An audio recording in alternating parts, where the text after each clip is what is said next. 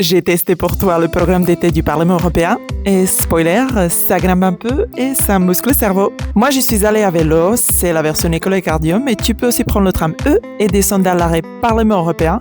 On est d'accord, c'est plutôt facile à retenir. Petit rappel, la visite est gratuite et sans réservation, mais il te faut ta carte d'identité. Après le contrôle de sécurité, c'est un petit peu comme à l'aéroport, on entre par la grande cour, l'Agora. Et même après beaucoup de visites, l'effet waouh, il est toujours. Avant toute chose, je voulais profiter de la terrasse panoramique du Parlement. Elle est ouverte uniquement en période estivale et sa capacité est limitée à 47 personnes.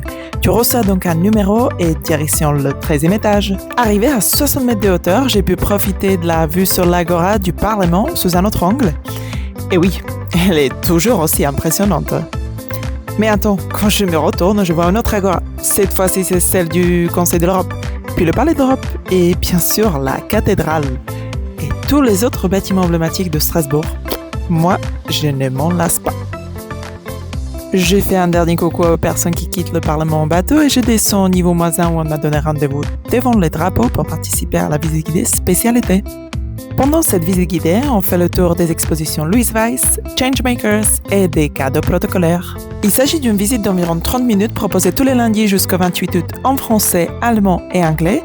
Et moi, j'ai participé à celle en anglais car l'horaire me convenait mieux, mais ma guide Joanna savait la faire dans les 3 langues. Alors, je me dépêche car j'enchaîne avec une exposition interactive offrant une immersion totale grâce à un casque VR. C'est une expo éphémère disponible jusqu'au 18 décembre, conçue à l'occasion de la présidence danoise du Conseil de l'Union européenne.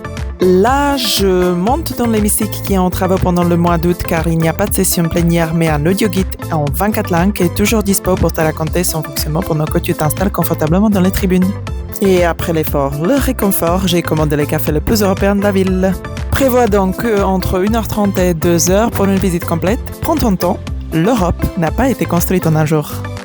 Et ce n'est pas fini, car je t'invite dans notre centre européen de Strasbourg à 5 minutes à vélo du Parlement pour en apprendre encore plus sur l'Europe, toujours de manière ludique. Alors, tu viens ?